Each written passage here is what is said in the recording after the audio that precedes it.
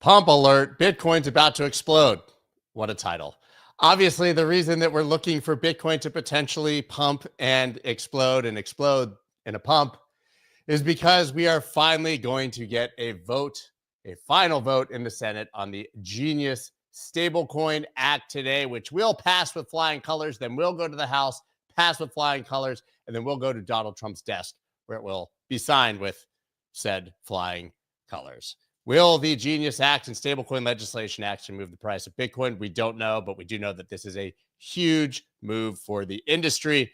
We also have a lot to talk about in the ETF world. And when we want to talk about stablecoins, ETFs, and everything else, we bring on Matt Hougan to join myself and Andrew and the ghost of Tillman, Holloway. It's going to be a great show, guys. Let's go. Let's go.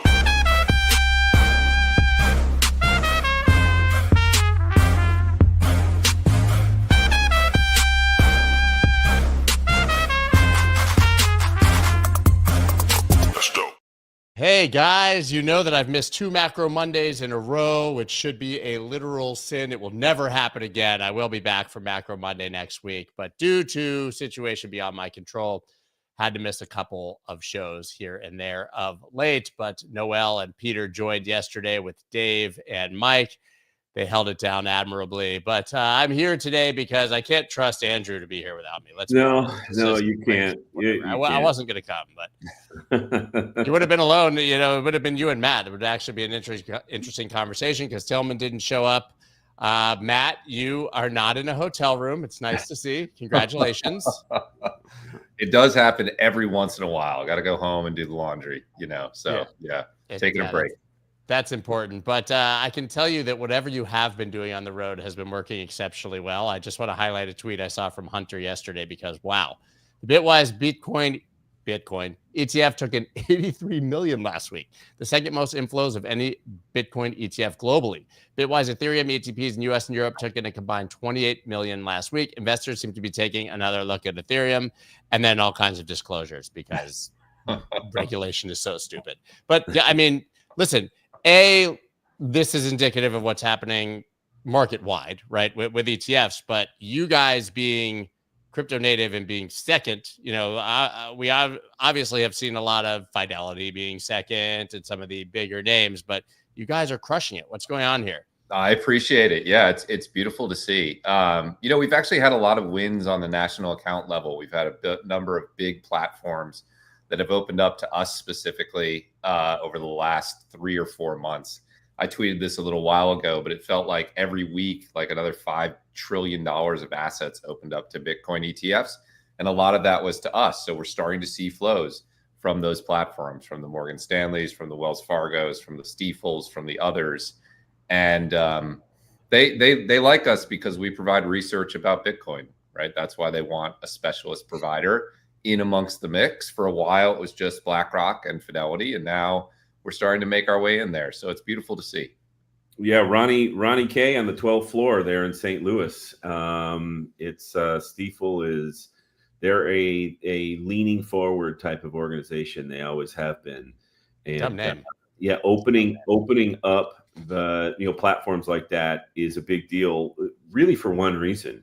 It's because ETF buyers have been taught, and it's been pounded into their head, buy low and sell when you die, not sell high, right? So, the inflows that come in, generally speaking, 90+% of those inflows are going to stay there for a very, very long time.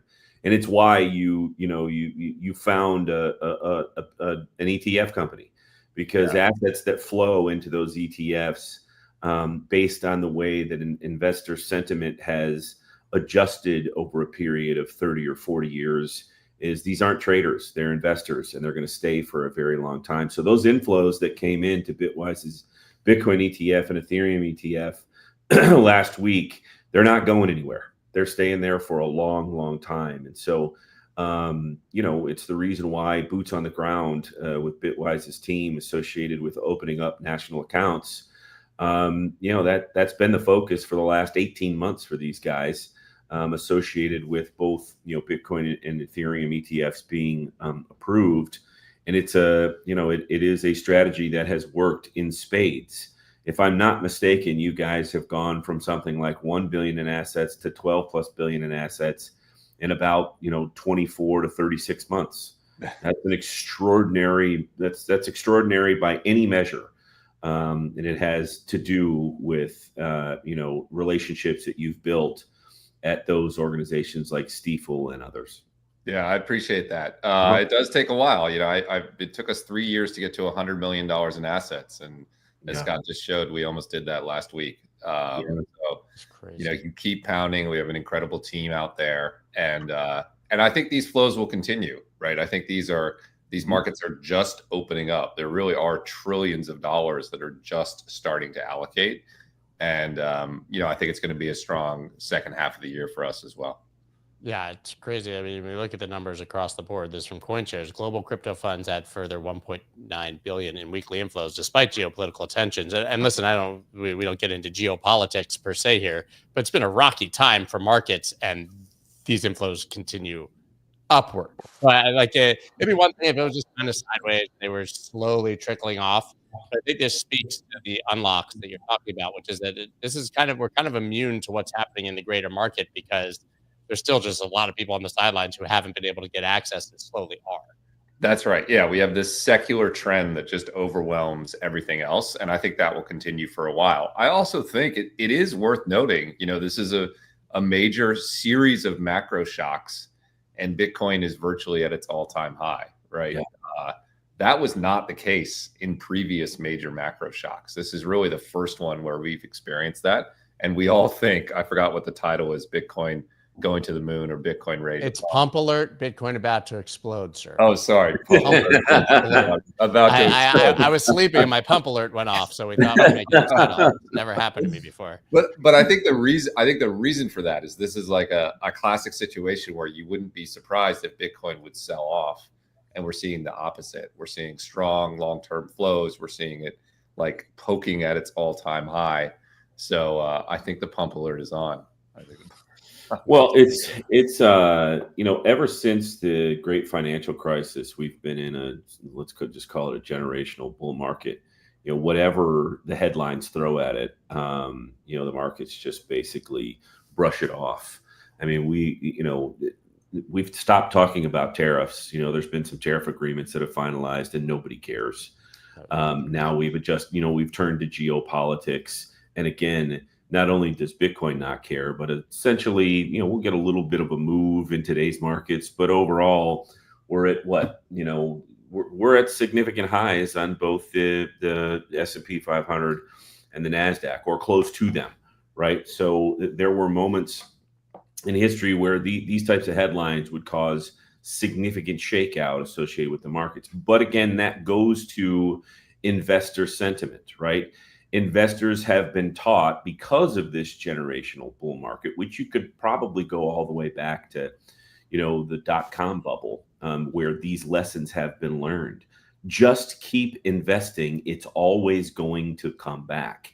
It may take a while for it to come back. It's not fun to hold Amazon when it goes down to, $9.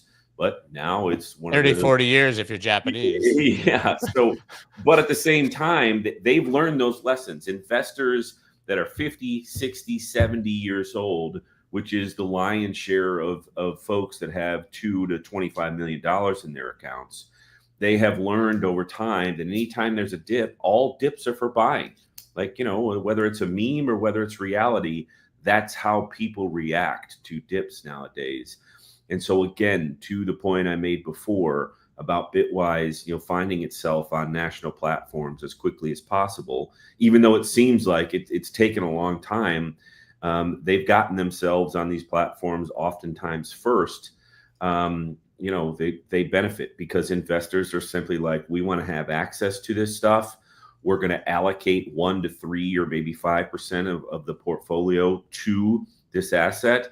And we're just going to keep doing it. We're just going to slowly keep doing it. So whether it's broader markets or whether it's Bitcoin, investor sentiment rules the day. You can have all the headlines in the world, but investor sentiment and the actions that they take is what wins, just time and time and time again. Yeah, and Matt, I want to switch gears slightly, but stay in the ETF world. It seems like we're getting a bit of a groundswell now for Solana. You and I talked about this on Spaces last week. Obviously, we're seeing some success with Ethereum, but it seems like the crowd is now coming for the Solana ETFs. CoinShares joins Van Eck, Fidelity, and others in race for spot Solana ETF approval. Files S1 with SEC. Obviously, you guys are far ahead of the curve on this one once again. But we also have, Cantor Fitzgerald saying that Solana makes sense as a treasury asset amid outpacing ETH. And we've seen some success, I guess, with companies, or at least attempts with companies making Solana a treasury asset. So is this just kind of the next natural darling for an ETF approval? Because a lot of people say, listen, if we get a Solana ETF, you and I joked about this, then all of a sudden we start getting Trump ETFs. And I think I made the cum rocket ETF joke, but I don't think it slides that far just because of Solana. I don't think it slides that far, but it does open a pretty major door. I've talked about this before. The historical precedent for the SEC is there must be a parallel large regulated futures market, right? There was a Bitcoin futures market, so we could get a spot Bitcoin ETF, an ETH futures market, so a spot ETH ETF. The Solana regulated futures market is nascent and small. So if we do get a Solana ETF, I don't think we go all the way down the spectrum, but I do think it opens the door to, relatively broad-based exposure, something more like what we see in Europe, where you can get the top 10 crypto assets in ETFs. Ultimately, I'm not sure people want to buy the 10th largest crypto asset in an ETF. It may be that Solana is sort of like the end of the tail. Maybe there's one or two more. But it does look, it looks promising. And based on the filings we're seeing, that's the indication that people are getting closer to approval. There's no guarantee, but it does look like we're going that way. And I think there'll be a bid. I think people will want Solana ETFs. I think index-based ETFs are going to be a bigger deal, but I think people will be excited about Solana ETFs. I think we'll see a bump there too. Well, if you think about it in traditional finance, right, where do all the flows go? Where did they start, and where's the lion's share of the flows go? They go to S&P 500, ETFs, right? So VVV and SPY, those are the biggest ones that have ever existed. And so again, investors are trained this way. Well, you know what? Let me allocate a certain percentage of my capital to the conglomerate of crypto assets, right? I'll have it covered at that point. If there's a major move in either direction, you know what? I'm good. So there aren't a whole lot. We don't talk about in traditional finance the Microsoft ETF, right? We don't talk about the Google ETF. I mean, I'm sure there's some weird ones out there, but they don't have meaningful size. Yeah, I mean, single security ETFs have never really been a thing. Yeah, well, I mean, not saying they're securities. Yeah, you can have conversations about 2x long NVIDIA or 3x short NVIDIA or whatever, but those are trading ETFs that people goof around with. They're not allocating meaningful capital to. That's the same way that ultimately the crypto ETF space will go. People will have allocated to Bitcoin, and we'll see how it shakes out with Ethereum or Solana or whatever. But you'll find that Bitcoin will stay at the top, and probably 3 years from now, there'll be a version of a conglomerate ETF, which will be in second place. That's my guess. Yeah, I totally agree with that. And the SEC is looking to uplist. We were trying to uplist our index ETF this summer. Grayscale has a similar one that they're working on. There are a few others in the market. I think I agree. Those will be the second biggest products. And I think they'll be big. I think they'll have tens of billions, maybe more in assets, because it is how most people invest. So I think those will be a big deal. If I may be the moderator for a moment and ask Matt a question, the reality associated with the growth of Bitcoin ETFs just has blown out every projection that ever existed. I wonder internally with you guys, you guys had, you publicly have conversations. You're on this podcast. You're running around doing speeches all the time. But internally, when this thing started, did you guys ever believe 16 or so months out that we'd be at 125, 130 billion in assets in Bitcoin ETFs? That's just astonishing, isn't it? No way. No way. You know, as you guys know, before I was at Bitwise, I was the CEO of ETF.com. I've watched this market for 15 years, and it's so much bigger. I mean, it is astonishing, right? People say things like it's the biggest launch of all time, but the degree to which that's true is crazy. Before these, the biggest launch did $6 billion in inflows in year one. Was that GLD? Yes, that was QQQ. GLD was second. Right. Second. QQQ did about 3 billion. So it was 6 and 3, and Bitcoin ETFs did 37.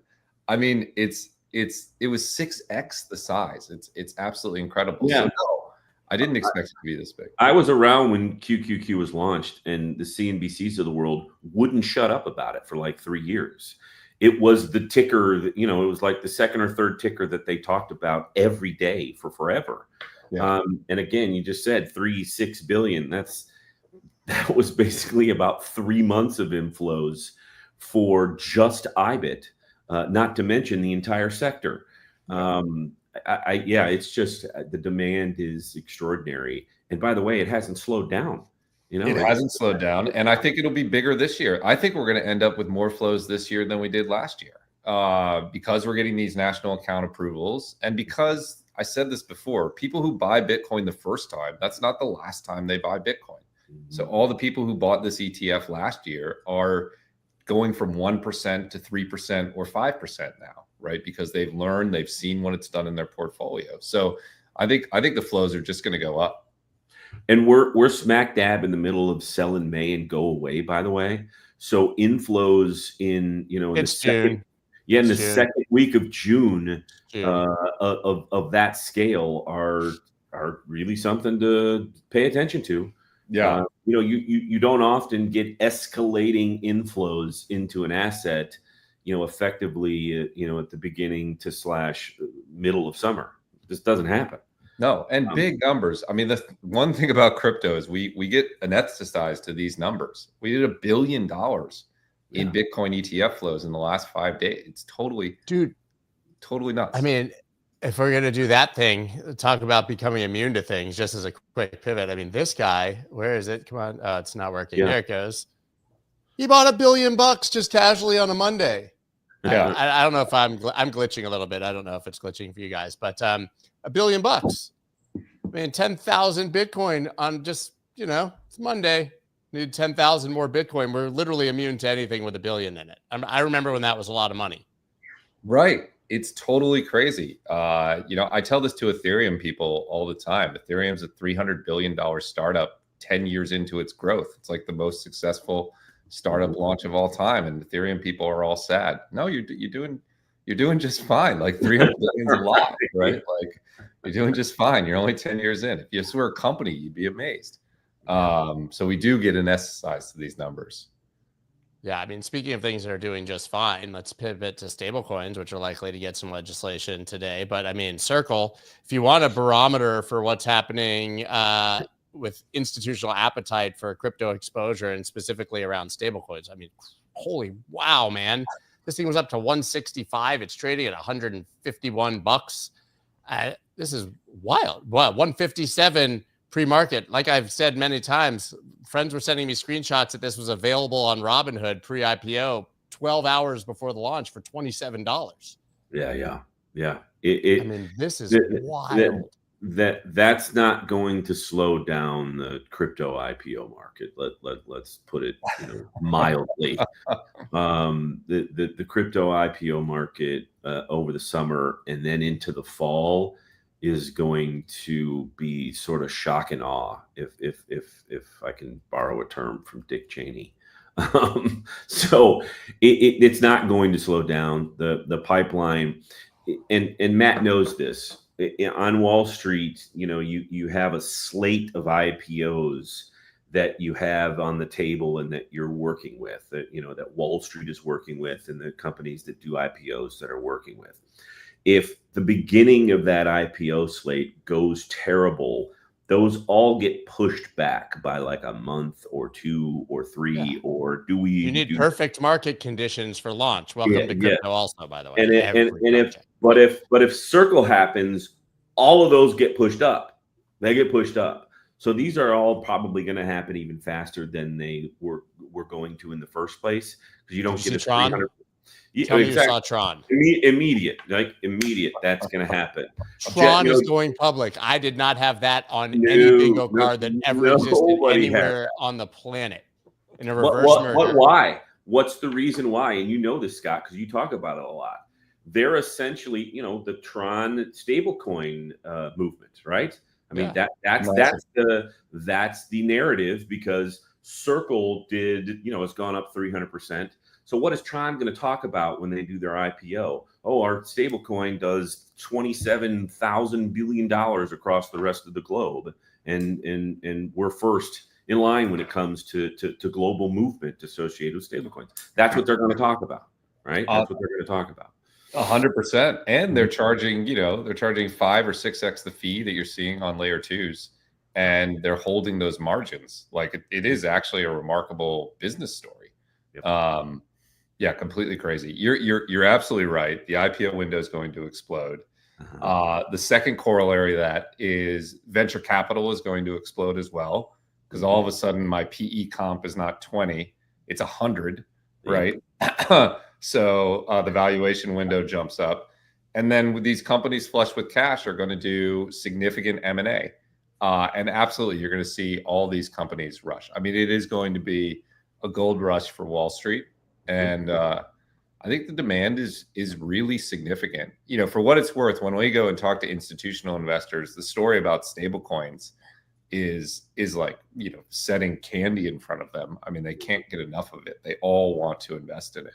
So I'm not surprised at Circle. I'm not surprised at Tron, even though it makes us, remember we're living in a simulation. But I do think it's going to be, explosive. You're going to see, a dozen companies come to market pretty quick. Yeah. And again, that liquidity into crypto, again, provides a base layer associated with price movement, right?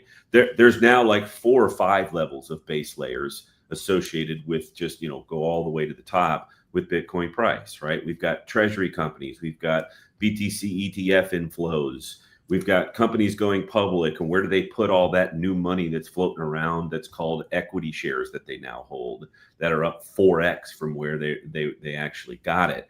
And that's going to continue. So that's just 3 base layers of fresh, continued capital that's flowing in the crypto space, way beyond anything we've ever seen before. So it's here's a question. Bitcoin treasury companies are obviously all the rage. We have a new announcement, I think, basically every single day about one of these, right? They're just too hard to even keep up at this point. But I'm actually a bit surprised that they haven't been using ETFs to do it. Like, they're actually buying Bitcoin, most of these, right? I mean, do you think we're going to see a trend where it's just easier for them to buy Bitwise ETF as a Bitcoin treasury company than to buy and, custody spot? I'm not saying which one would be better or worse. I mean, I think we're all here for people buying spot Bitcoin and custodying it, right? Even you at Bitwise.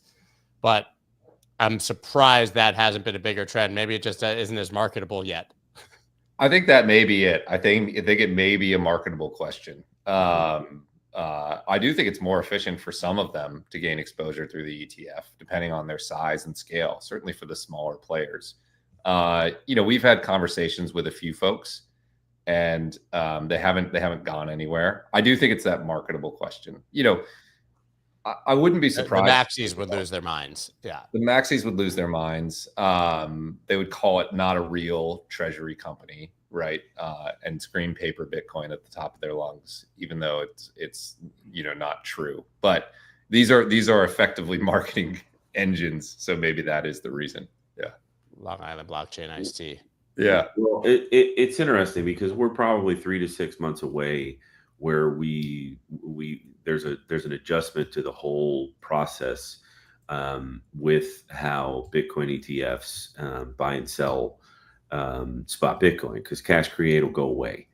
And so how do you make the claim that it's paper Bitcoin at that point? That you can't make the claim, right?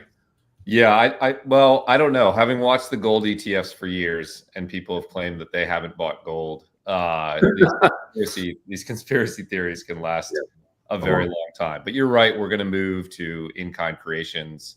And anyway, it's not, we publish our Bitcoin addresses. You can go online. You can see our Bitcoin is right there. So, it is a false claim.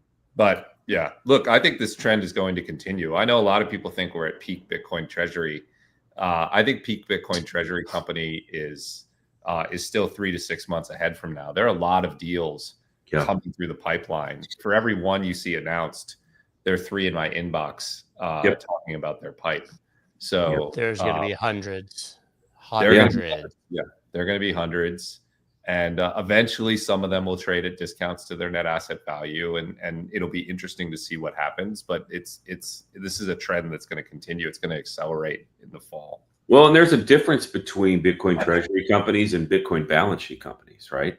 I think that trend is going to have a longer tail, because you can be any company that's public or not public, and you're putting 10, 15, 5, whatever percentage into Bitcoin associated with your revenues or net profits or whatever it happens to be.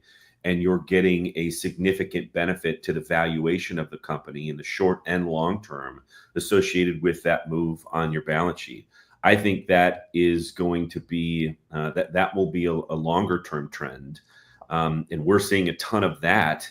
I mean, heck, at little old large public. I mean, we're working 3 deals right now where national companies are putting, Bitcoin on their balance sheet, and they're looking to us and saying, "Hey, can you help us raise some capital for this? And can we use your product to, intelligently scale in whenever we're making these purchases?" So, show up at the Bitcoin conference this year and stuff will just fall into your lap. Yeah, not that I'm trying to give away privileged information, but I got a couple more of those coming your way. Yeah. There you go. I do think not naming names, but yeah, it's I think there'll be thousands of those. I think there are already companies that are doing it that you don't know about. I mean, we pay ourselves in the Bitcoin ETF in Bitcoin at Bitwise. We take quickly, Matt. When you say thousands of them, do you think if we're making that differentiation between treasury companies and balance sheet companies, do you think there'll be thousands of treasury companies, like people that are financially engineering their balance sheet to buy Bitcoin? You're saying there'll be thousands of companies that say, "Hey, this is better than cash if I put 5%." The same thing that any investor should do. Yeah, that's exactly right. Yeah, the latter. Yeah, no, we don't need a million Bitcoin treasury companies. We're oversaturated there. Well, we're gonna get a lot though. If Tillman was here, he does a better job of explaining it. But if let's say you're a franchise of some sort, right? And half of your franchises are putting 10% of their profits into Bitcoin and the other half aren't. Which of those franchises over a 3 to 5 year period, which group is worth more, right? It's a no-brainer, right? It's an absolute no-brainer. It's the group that has put Bitcoin on their balance sheet, right? And you can do that for any company anywhere, no matter what industry that they're involved in. That now the base value associated with that entity is coupled with the Bitcoin that they hold on their balance sheet. Even if their business just absolutely, stops working, they still have Bitcoin left over as the value associated with that entity, right? It's no different 25 years ago if you had a business that went belly up, but they owned 74 commercial buildings in Los Angeles, New York City, and Chicago, right? Oh, okay. I don't care what the business does. That's valuable and it has value. And so we're going to buy that company based on the value of its commercial real estate. Now, that's not the case anymore. Commercial real estate isn't what it used to be, but Bitcoin certainly is and will certainly continue to be. And so that's the story, right? With balance sheet type companies. Yep. Yeah. We have to go back to stablecoins before I let you go, Matt. I hope you can stay a couple more minutes because we didn't even talk about the Genius Act yet. But Genius Stablecoin Act headed to final vote in U.S. Senate amid scrutiny of Trump's crypto interests. So it does look like this is going to happen. So this is the Senate, obviously, which means it'll need to pass the House, which I'm sure it'll get some sort of revisions over there. But we know that this will get signed into law if it hits Trump's desk. Last time I looked, this had like 68 votes in the Senate, which is like seeing a unicorn on Mars in a seaside apartment. It's impossible to get that kind of bipartisan support for anything. Right. So this should pass, even with Democrats losing their minds over Trump's interest in the crypto industry and his obviously potential conflicts of interest there, as they would say. Yeah, and it's a massive deal for a couple reasons. I mean, it does show it's unique that crypto is the only thing that can unite America on a bipartisan basis. It's kind of a beautiful thing. Look, it's really important for crypto broadly to get our first positive piece of crypto legislation. I don't think we can overlook the degree to which that's important. I do think it's a catalyst for why I'm really optimistic for the second half of the year. And then, obviously, stablecoins are going to be everywhere. I think it's worth investors sort of closing their mind and imagining a world where every investor has a crypto wallet, or every person in America, or every person around the world has a crypto wallet, because that's the world we're going to live in a couple years as stablecoins go from 250 billion to 2.5 trillion to 10-20 trillion dollars, which is the direction they're on, and every major firm. And just think about what that world means. That means you're one click adjacent to DeFi. Yeah, exactly. JP Morgan, right? Everyone. Yeah. Hell freezes over. But here we are, inevitable. Everyone's going to be one click away from DeFi. They're going to be one click away from Bitcoin. Crypto is going to be completely normalized. People aren't even going to think about it. Single sign-on with a crypto wallet onto every major shopping and a website is going to be how people interact with the internet. That's the world we're going to be in 2 to 3 years. And what does that mean for the value of these other assets? I think it's extraordinarily bullish for DeFi. I think it's quite bullish for Bitcoin. I think it's bullish for a number of other assets as well. I think it's a really big deal. Well, it's why the speakers at the CoinShares conference last week were of interest, right? So Shopify was there, the CEO of Shopify, talking about stablecoin usage inside of their ecosystem. Well, if you haven't noticed, Shopify runs like 2/3 of all website shopping. And I think they're doing it with Base, by the way. Forever. Yeah. Right. So that it's going to be ubiquitous, if for no other reason than cost savings. And again, to Matt's point that we're going to hit an inflection point. PayPal, we're already there with PayPal. Cash App, it'll come to all these apps. Stripe is fully integrated. Right. It'll come to every app that you use that has anything to do with a buck. And so no different than it'll happen so much faster than, say, cash to credit cards or cash to debit cards, right? So much faster. I mean, that took, let's call it a decade.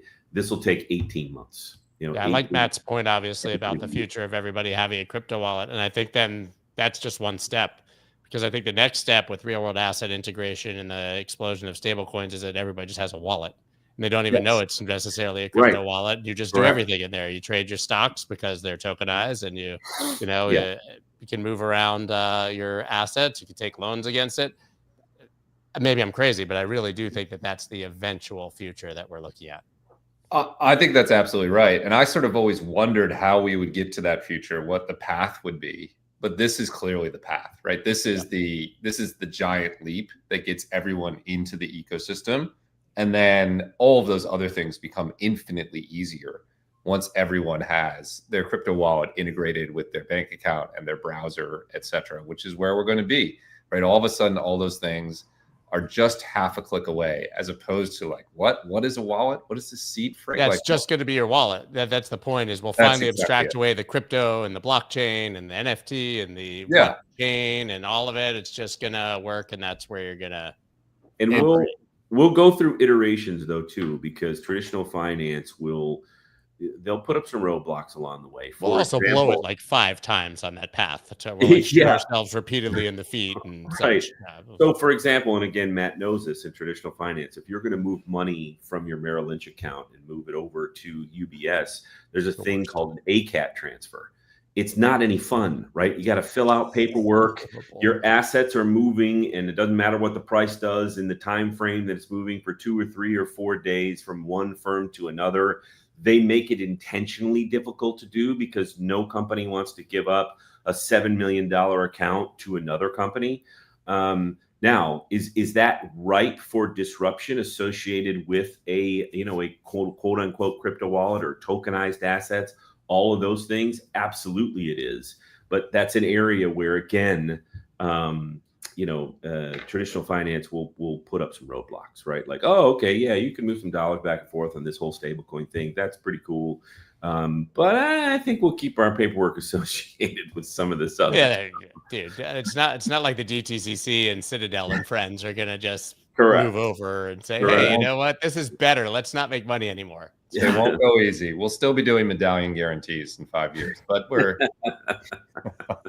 making progress. Yes, we are. Yes, we are. Matt, before I let you go, anything else on your radar we might have missed that you're looking at, specifically from Bitwise's perspective, or just something exciting on your radar? Yeah, we're really excited about this index opportunity, assuming it happens. We'll find out from the SEC from that perspective. Otherwise, after this week at home, Scott, it's back on the road. I fly out Sunday, so there are more national accounts to open. We're just going to do the same thing for the rest of the year. Meet with all these investors, get them off zero, and I think it's going to be. I know it's in the interest of Bitwise, but I think you, as a company, but you yourself, just seeing your schedule and talking to you, are doing more to push this industry forward than literally almost anyone. It deserves a. I mean, I don't know if we can do a round of applause. I have a foghorn. All right. I can't tell if it worked. I do have an air horn just for Jamaican reggae DJing. But seriously, like I said, I mean, I know it's so that you can beat the other issuers and you can be the one the winner, but you're unlocking more Bitcoiners on the planet than anyone else, even more than Sailor, I would say. I don't know about that, but I appreciate the kind words. So. We're doing our best. We're doing our best. It takes a village. It takes all of us. You guys too. So we'll keep at it. Well, we love watching it from close and from afar, obviously. And you're on TV every day, so we can always find you. It's amazing. And if you're not randomly seeing Matt on TV, please give him a follow on X, because absolutely great content. Incredible. Thank you, man, and enjoy your time home. Thanks, guys. Good to see you. You bet. All right, Andrew, I'm gonna do it again. Look. Can you hear it? Because I can't hear it. It's not in my headphones. That's a Gen X moment right there. I mean, we kind of created that foghorn, if I'm being honest. Yeah. It's Bitwise, I've got to say, there's a lot of crossover between my old world of TradFi and what Bitwise does now in the world that I live in. And it's really cool to watch them get in rooms with people that I've known for a long time. Off air, he's in Maine, and Cheryl Penny's the CEO of Dynasty Financial, which is a really, really big RIA platform. And I've known Cheryl for, 15 years. Cheryl? Yeah, Cheryl, SHIRL. Cheryl. Don't know the genesis of the. Not Cheryl. Yeah, not Cheryl. No, not at all. I'm sure he's been called that a time or two. I'm sure he has. Uncomfortable conversations, but I'm sure he has.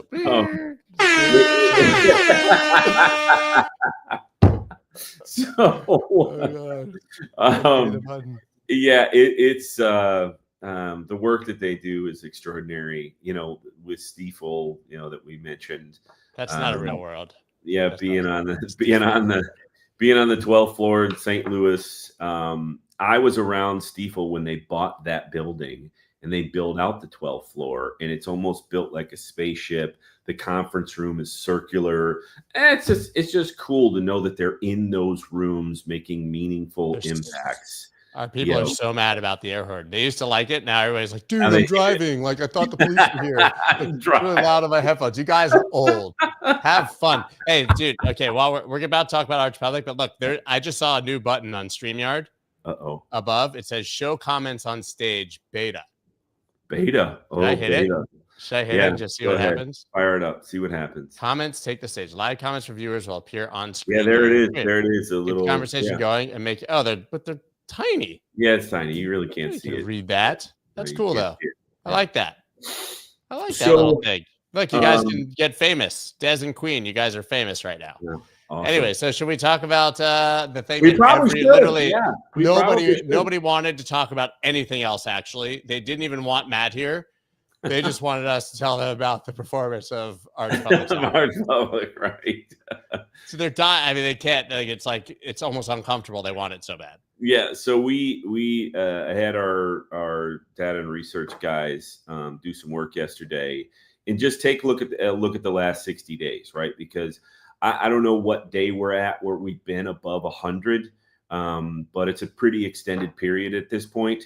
But there has been volatility, right? There has been significant. Since May 8th, it looks like. So yeah, we're about 5.5 weeks into that, staying above 100. Pretty wild. That's significant. Okay, back to this. Sorry. So what does volatility mean? So we talk about our Bitcoin algorithm. We talk about a specific strategy associated with yield, right? It's our Bitcoin yield algorithm that does 20% a year in yield and 25% CAGR in terms of total return. But just in the last 60 days, we see Bitcoin that's done 8% in yield. We see Solana that's done better than 8%, XRP that's done better than 8%. So just, what does that mean? That simply means that you're using volatility to extract cash yield from your crypto holdings, right? We always get the question when we talk about yield, well, where does the yield come from? Where does it come from? And of course, trolls on Twitter, well, where does the yield come from? Apparently, I am the yield, according to them. If I don't know where it's coming from, I am the yield. And I did actually, that's a good lesson because Voyager. It is a very it's different here. Yeah. This time is different. So the point being is it's a very simple answer. Where does the yield come from? It comes from volatility, right? That you get volatility in these assets significantly more than traditional financial assets. And then you harvest yield from that volatility while continuing to build a bigger and bigger and bigger stack of that particular asset, right? So you're building a huge stack of Bitcoin, but you're also generating cash yield. It's just a question of how you want to use that yield. Do you want it for lifestyle purposes? Do you want it to build a bigger stack of Bitcoin? Do you want to use it on another algorithm of some sort and build a stack of Solana because the ETFs are coming and maybe Solana goes to new all-time highs? So it's just a question of how do you want to do it, and the ability to compound on top of compounding on top of compounding.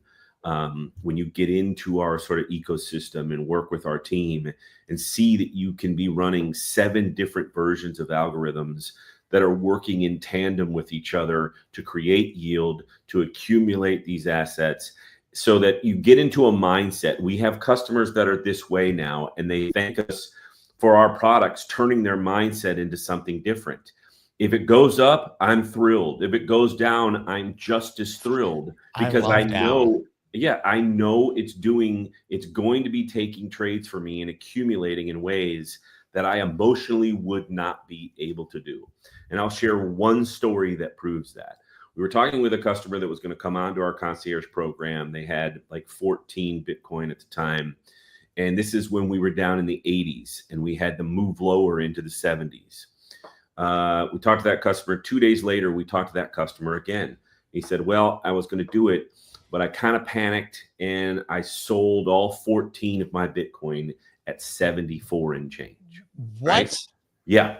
So guy that's built up years and years of investing into Bitcoin and building a stack. And in one moment, he panic sells at 74 because he thinks it's going to 60s or the 50s, because his emotions, it's very difficult to manage your emotions associated with fear and greed. Our products do that for you, and you can turn your emotions off knowing that, hey, if it moves 1% or another, the algorithm's going to make a decision for me that I can't make. Go ahead. Could he have?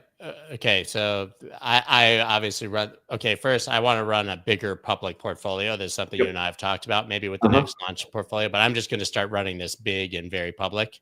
Yeah. And then somebody's going to hack me and try to kill me or something. Can you deposit both dollars? Like, can you take a core Bitcoin position, deposit it into the exchange, and trade around your existing position? Do a lot of people do that? I know you can. This is anecdotal. Just asking for the rhetorical, I should say. But and then, or are most people just depositing cash to start a position? Like, to be honest, how are people generally using it?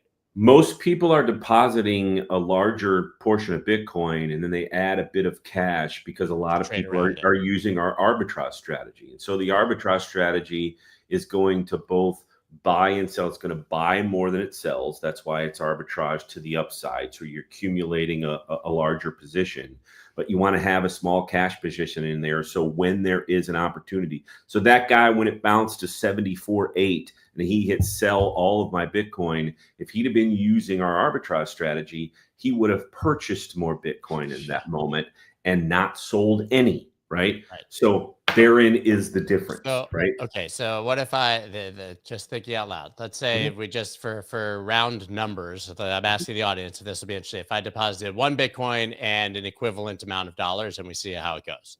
Absolutely. So basically $105,000 in Bitcoin, $105,000 in cash. Guys, I'm freestyling here. But I want to wait till nothing against Gemini, but I happen to know what's coming, and I think it'll be good to do it with some of the future partners just for fun. I highly recommend Gemini as well, and see how it goes. Or are most people, would it be like do a Bitcoin then add like 20 grand? You know what I mean? Like, is it equivalent? What, where can I maximize what we're showing off here? What you're doing is you're giving people a very, very unintentionally good commercial for our Concierge program, because you're able to ask all those questions inside of 15, 30, 45 minutes. And they'll say, well, if you deposit 80% of your assets in Bitcoin and 20% in cash, this is what it has done in the last 6 months. So, maybe that's fine for you. If you flip it and 80% is cash and 20% is Bitcoin, this is what it would have done. If you go 50-50, this is what it would have done. Because all of our stuff connects to TradingView, and we can spin out things like that. If we're doing it to show it off, right? So if we're doing it to show it off, because we know that people can do a million instances of this. Yeah.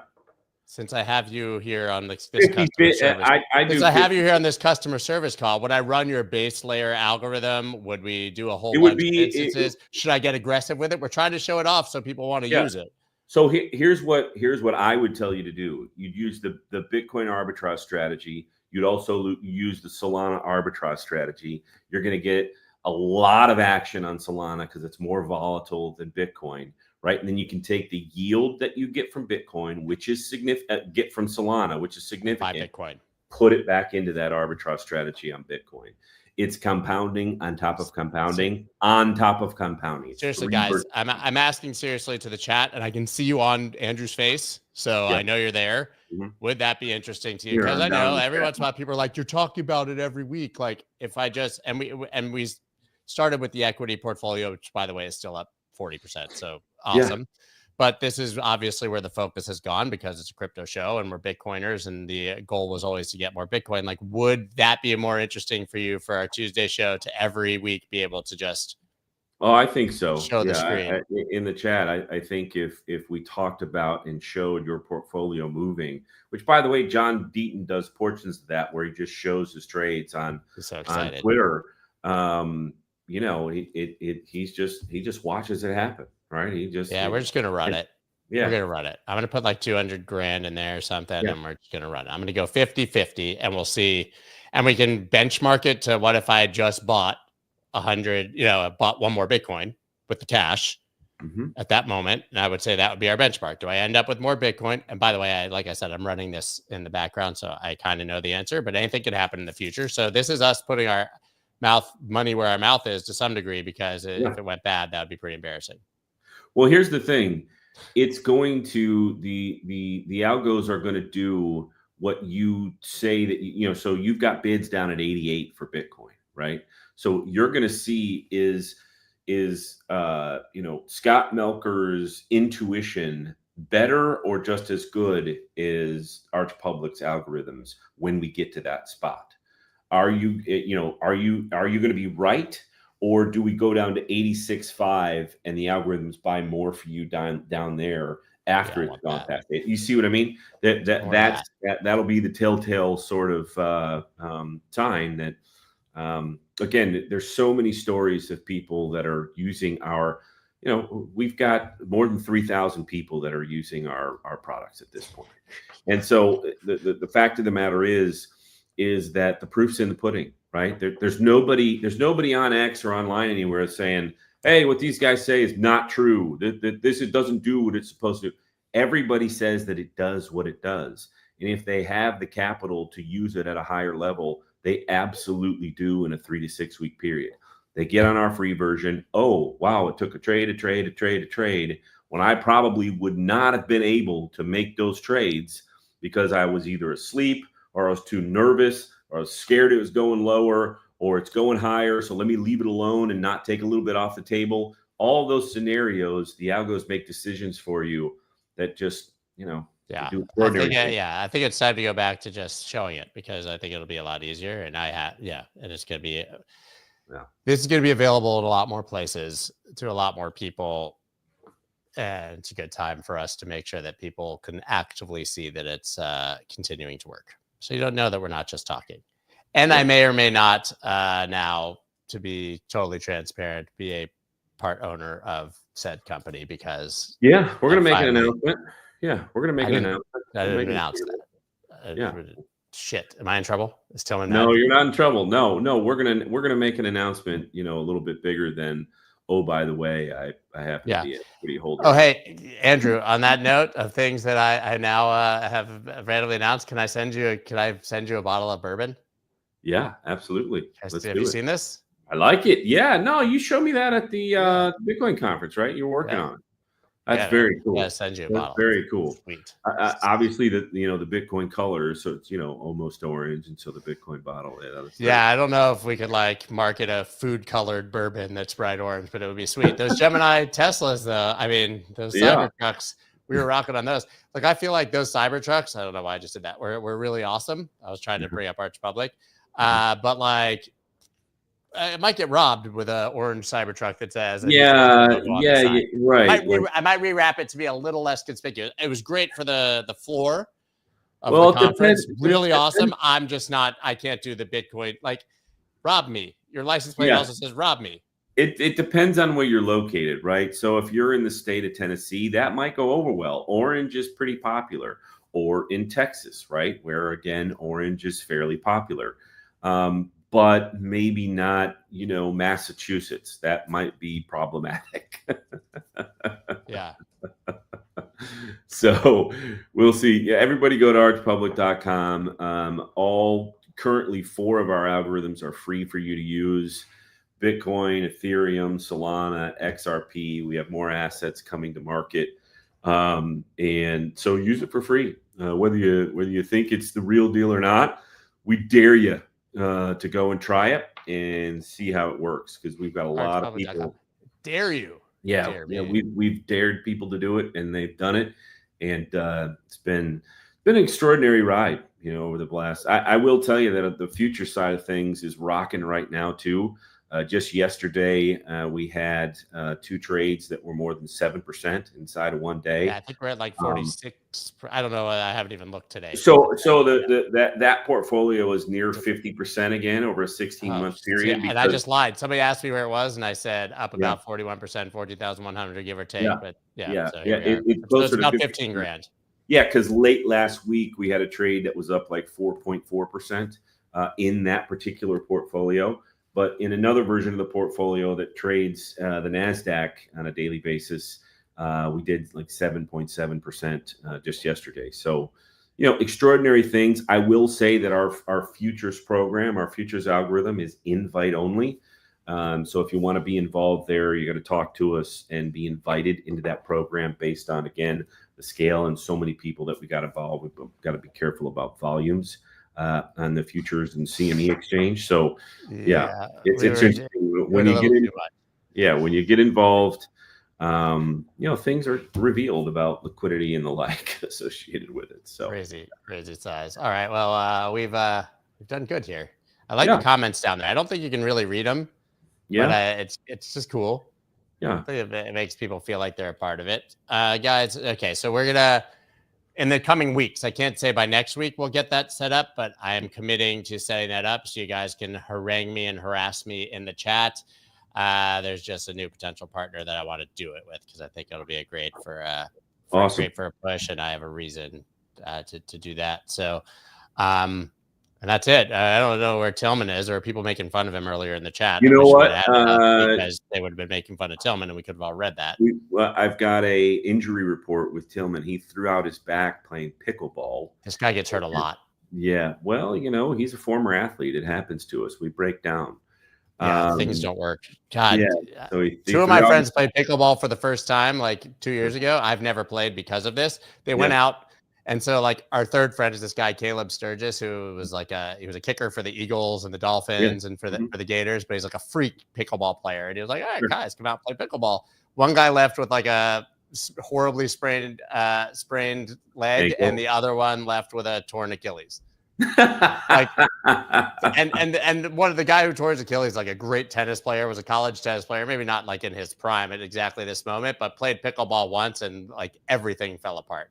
It's like the CrossFit of our generation. Great right. Injuries abound because we think we're as good as we used to be and can move as quickly as we used to be. I'm better than I don't know. You're and especially in pickleball where you're contorting and turning and trying to get somewhere, start and stop. Achilles doesn't surprise me. Yeah, Achilles doesn't surprise me at all.